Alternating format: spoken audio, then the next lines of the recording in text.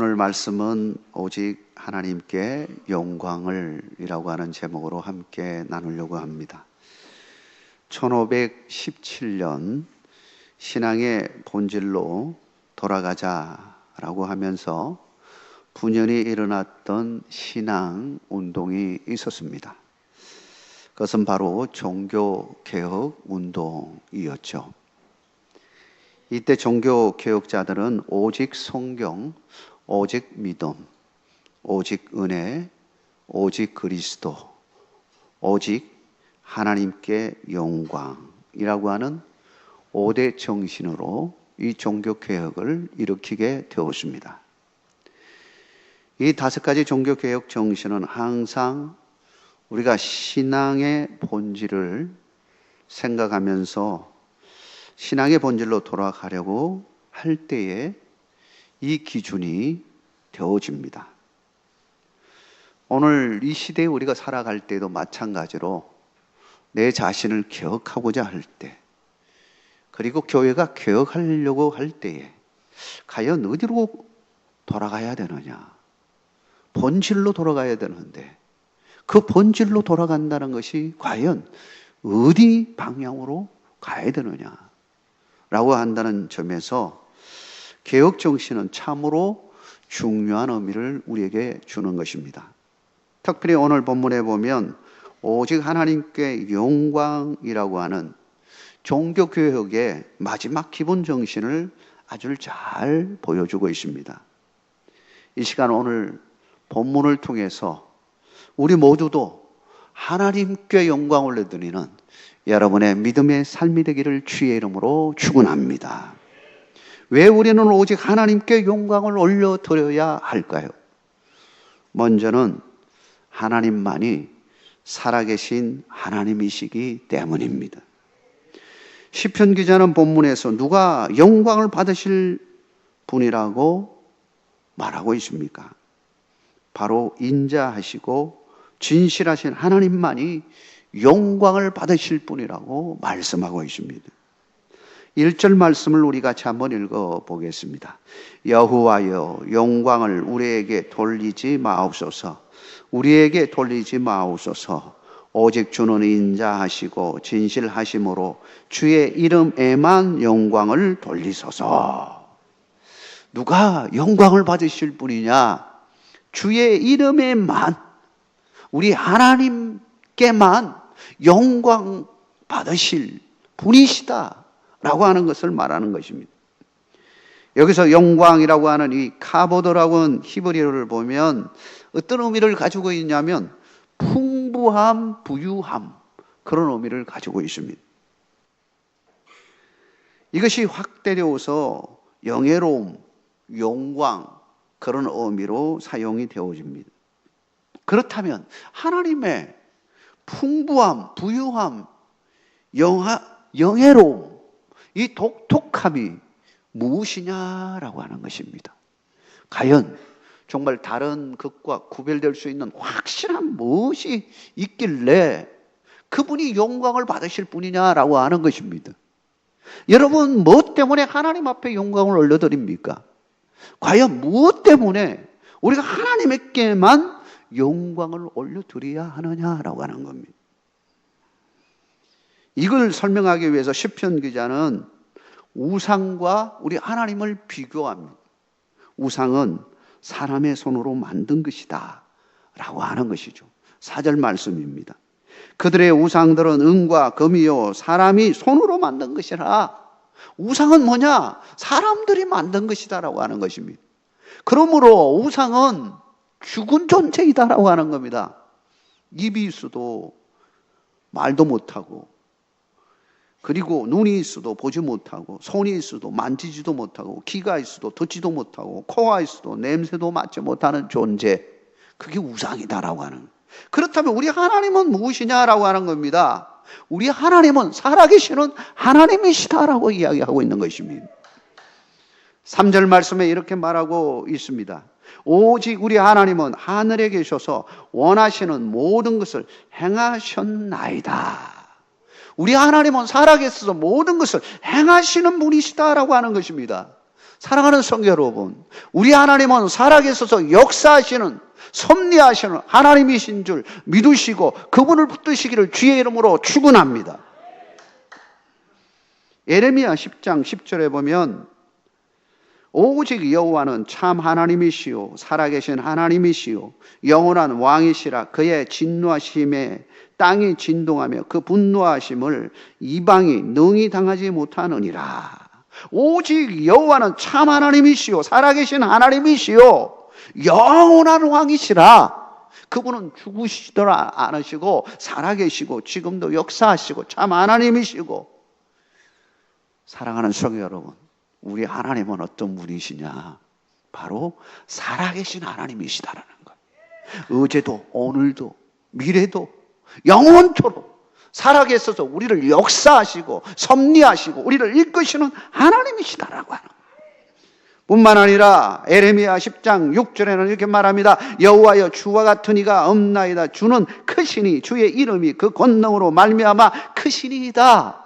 우리 하나님은 어떤 하나님이시냐? 권능의 하나님이시다라고 하는 것입니다. 우리도 하나님은 살아계시며 권능을 행하시는 하나님이라는 사실을 고백할 수 있어야 하는 것입니다. 금년 한 해를 뒤돌아보면서 우리 하나님이 어떻게 나에게 다가왔는지를 우리는 묵상해야 합니다. 우리 하나님은 지금도 살아계셔서 역사하시는 하나님이십니다 라고 고백할 수 있는 여러분의 믿음이 되기를 주의 이름으로 축원합니다. 우리가 믿는 하나님은 죽은 하나님이 아니십니다. 살아계신 하나님이십니다. 지금도 역사하시는 하나님이십니다. 우리의 삶의 자리에 내려오셔서 우리를 만져주시고 우리를 새롭게 하시는 하나님이십니다. 금년 안에 우리 하나님께서 여러분과 함께 하셨다는 사실을 믿으시고 살아계신 그 하나님, 권능의 하나님, 그분에게 영광을 올려드리는 여러분 되시고 새로운 마음으로 새롭게 새날을 맞는 여러분 되시길 주의 이름으로 축원합니다. 두 번째로 오직 하나님께만 영광을 올려드려야 하는 이유는 하나님만이 우리가 의지할 하나님이 되시기 때문입니다. 시편 기자는 앞에서 하나님은 살아계시며 모든 것을 행하시는 분이라고 밝혔습니다. 그리고 이제 구체적으로 그분께서 무엇을 하셨는지에 대해서 고백합니다.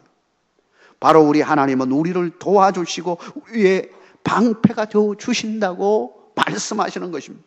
9절 말씀입니다. 우리 9절을 같이 한번 읽어보겠습니다. 이스라엘아 여호와를 의지하라. 그는 너희의 도움이시요 너희의 방패시로다. 아멘. 만약 우리가 믿는 믿음의 대상이 아무 일도 하지 못한다면 죽은 우상과 같은 존재가 아니겠습니까? 우리가 믿는 어떤 존재가 아무런 일을 하지 못하고 나에게 아무런 영향도 미치지 못하는 존재라면 우리가 왜 그것을 따라가야 됩니까? 그것을 믿어야 합니까? 우상을 믿는 사람들을 보면 그 우상이 어떤 존재인지 잘 몰라서 무지해서 정말 아무것도 할 수 없는 존재라면 아마 그렇게 따라가지 않죠. 잘 몰라서 무지해서 따르는 거예요.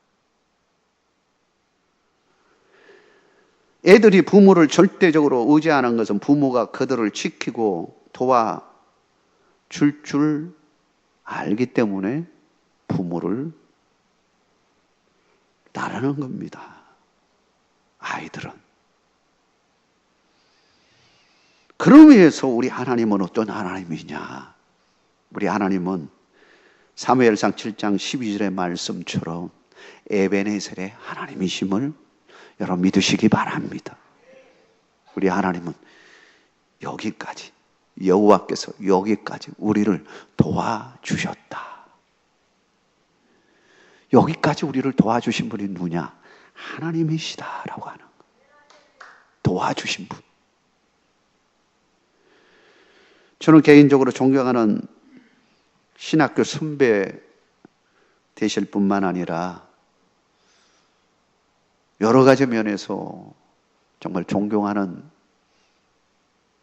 선배님이신데 이분은 또 시를 잘 쓰시는 분, 유명한 시인이기도 합니다. 가볍게 그냥 시 쓰는 분이 아니고 정말 깊은 묵상 속에서 시를 쓰신 그런 분이신데, 그분이 어제 하나님의 부르심을 받게 되었습니다. 우리 동교들이 참 마음 아파하면서 서로 이런저런 이야기를 나눈, 카톡 이렇게 나눈 것을 봤습니다. 우리 동문들이 정말 존경하는 분이셨다. 그분은 안산제일교회 원로 목사님이 되시는 고훈 목사님이십니다. 교회도 큰 교회이죠. 이분은 폐결핵으로 젊은 날에 거의 죽을 뻔했습니다. 진짜로 하나님의 은혜가 아니었으면 죽었을 겁니다. 그런데 하나님의 은혜로 살아나셨어요. 피를 토하고 정말 죽을 위기 속에서 그는 하나님의 은혜로 살아나요. 그 후에도 그는 평생 늘 죽음이라고 하는 것을 생각할 정도로 몸이 약한 그런 가운데 그런 상황을 많이 맞이했습니다. 그런데도 목사님은 그 위기들을 기도로, 하나님의 은혜로, 하나님의 도우심으로 그걸 다 극복하시고 그 목회를 잘 마쳤습니다. 돌아가시기 전, 오래죠. 얼마 전에 성탄절 날에 시 한 편을 남기셨습니다. 그 시가 해마다라는 그런 시입니다. 해마다 체중이 가벼워진다. 모두 비우고 오라는 뜻이다. 해마다 생활 반경이 좁아진다. 하늘로 가는 외길을 내신다는 뜻이리라. 해마다 모든 기억이 하나씩 사라진다. 세상을 모두 잊고 오라는 뜻이리라. 해마다 계단을 보면 두렵고 친구들이 하나씩 둘씩 나보다 먼저 떠난다. 다음은 내 차례라는 뜻이리라. 이 시를 읽다가 고 목사님을 생각하면서, 고 목사님은 해마다 무슨 생각을 하셨을까? 그분은 해마다 돌아올 때마다 여기까지 에베네셀 되시는 우리 하나님의 도우심이 아니었다면 나는 이 생명 끝날 존재인데 연장시켜 주신 것은 하나님의 전적인 은혜이구나. 하나님의 도우심이 아니었으면 내 인생 끝나버렸을 텐데 여기까지 또 한 해를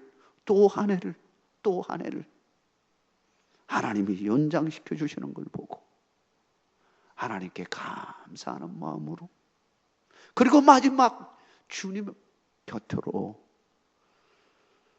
갔음을 생각해 볼 때 우리도 마찬가지로 여기까지 온 것은 전적으로 하나님의 은혜이다라고 하는 것.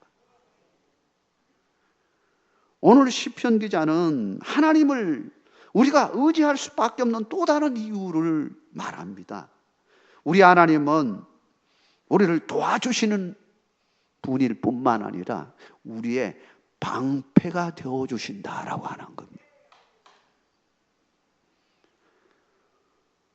우리를 세상 위협으로부터, 사탄의 권세로부터 우리를 절대적으로 보호해 주시기 때문에 우리가 살아있는 것이고 여기까지 온 것이지, 한순간도 하나님의 은혜가 아니면, 하나님의 도우심이 없었다면, 하나님이 막아주시지 않았다면 우리는 그대로 망가지고 부서지고 무너지고 그를 정말 지렁이같이 약하고 약한 존재들이 아닙니까?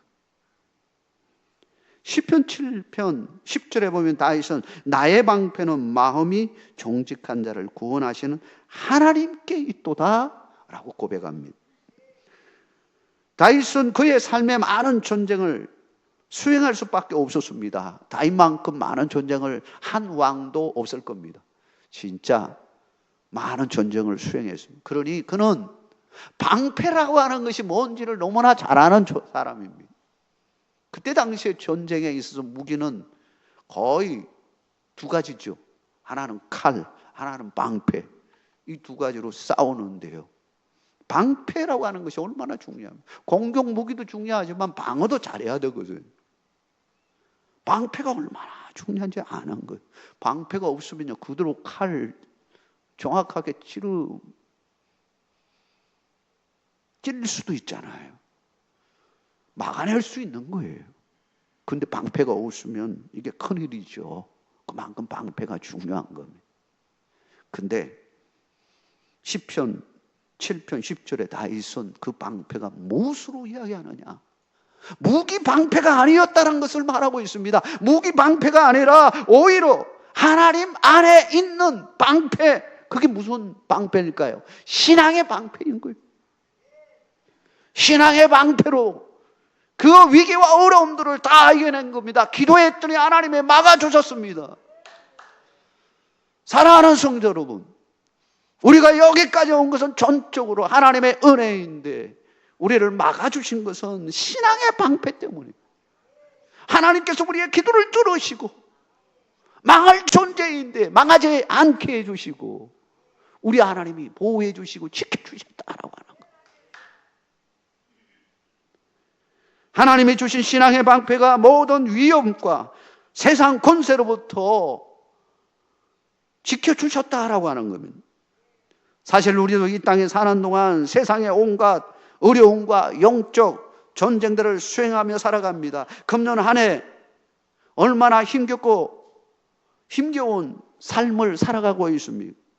우리 삶에 하나님의 방패가 없었다면 어찌 보호함을 받을 수가 있겠습니까? 그러므로 우리가 하나님을 의지해야 할 이유가 여기에 있는 것입니다. 사랑하는 성도 여러분, 우리를 도와주시고 보호해 주시는 하나님께 모든 영광을 올려드리고 하나님을 의지하는 삶이 되기를 주의 이름으로 축원합니다. 마지막으로 우리가 하나님께 영광을 올려드려야 하는 이유는 하나님만이 우리에게 복을 주시기 때문이에요. 12절과 13절에 이렇게 말합니다. 여호와께서 우리를 생각하사 복을 주시되 이스라엘 집에도 복을 주시고 아론의 집에도 복을 주시며 높은 사람이나 낮은 사람을 막론하고 여호와를 경외하는 자에게 복을 주시리로다. 사실 하나님은 정말로 우리에게 복 주시기를 간절히 원하고 계십니다. 그런데 그 대상을 보니까 모든 민족이에요. 인종이에요. 모두에게 다 열려 있습니다. 북이스라엘 뿐만 아니라 남유다를 비롯해서 높은 자나 낮은 자나 모든 사람들에게 복은 열려 있는 것입니다. 그런데 더 중요한 것은 그 복을 누가 받느냐라고 하는 겁니다. 보니까 복을 받는 사람은 준비되어 있는 사람이 복을 받아요. 그런데 뭔 준비가 되어 있느냐? 신앙에 준비가 되어 있는 사람. 여호와를 경외하는 사람이 복을 받는. 13절에 여호와를 경외하는 자가 하나님의 복을 받게 될 것이라고 말씀하고 있는 것입니다. 하나님을 사랑하고 하나님을 두려워할 줄 알고 겸손한 자에게 하나님의 축복이 임하게 해주시는 것입니다. 야고보서 4장 6절에 이렇게 말합니다. 그러나 더욱 큰 은혜를 주시나니 그러므로 일렀으되 하나님이 교만한 자를 물리치시고 겸손한 자에게는 은혜를 주신다 하였느니라. 겸손한 자, 낮아지는 자, 하나님을 높일 줄 아는 자, 내 자신이 낮아지고 하나님을 높일 줄 아는 자, 하나님의 이름을 높일 줄 아는 자, 정말 겸손한 자가 하나님의 축복을 누리게 되어지는 것입니다. 17세기 종교 음악의 대가였던 바하, 여러분 잘 아실 것입니다.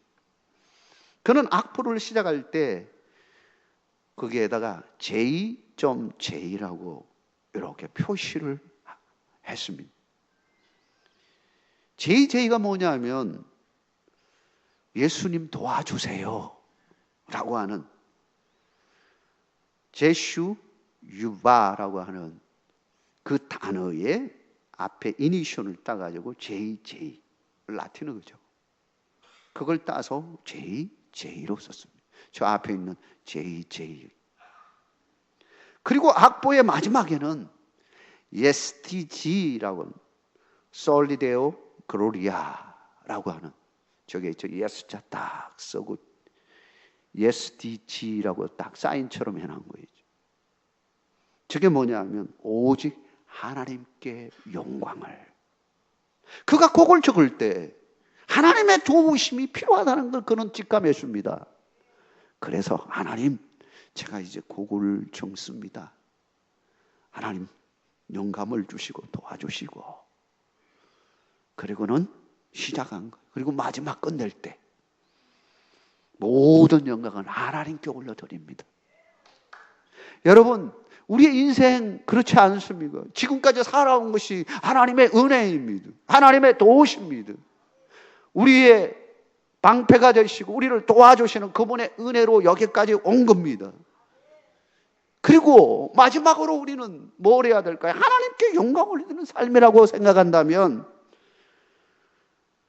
정말 우리 인생도 음악과 같은 겁니다. 그래서 바흐는 뭐라고 표현하면 음악을 멜로디가 있는 설교라고 했습니다. 설교 한 편이 그런 드라마처럼 이렇게 느껴지기도 하지만 반대로 음악도 이 설교처럼 그 안에 메시지가 담겨져 있는 거예요. 메시지가 담겨. 사실 그렇게 그가 이러한 정말 하나님의 도우심과 하나님의 영광을 깨닫게 된 것은 그의 신앙의 체험이 있었기 때문이에요. 그는 불우한 어린 시절을 보냈습니다. 10살도 되기 전에 아버지와 어머니 돌아가셨습니다. 그를 키워준 형이 있었는데 그를 무척 미워했습니다.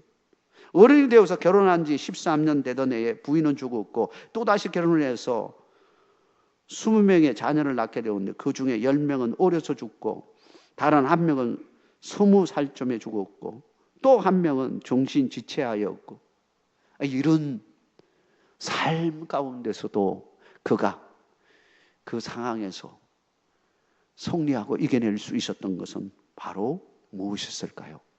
신앙 때문이었습니다. 사랑하는 성도 여러분, 진정한 복은 예수 그리스도를 믿는 믿음의 복임을 믿으시기 바랍니다. 이 복을 받아야 돼요. 예수 그리스도를 믿는 복이 참으로 진짜 복인 겁니다. 보화인 겁니다. 베드로서 1장 7절에 베드로는 이렇게 말합니다. 너희 믿음의 시련이 불로 연단하여도 없어질 금보다 더 귀하여 예수 그리스도에 나타나실 때에 칭찬과 영광과 존귀를 얻게 하려 함이라. 우리는 마지막 날 주님 앞에 서면 분명히 우리의 행적했던 것을 불태우는 것과 같은 심판이 있을 겁니다. 근데 싹 펴보면 알아요. 뭐만 남겠어요? 우리에게 가졌던 돈과 명예와 이런 것들은요, 다 불태워지고요, 없어지고요. 딱 남는 것만 있어요. 우리의 믿음만 남습니다.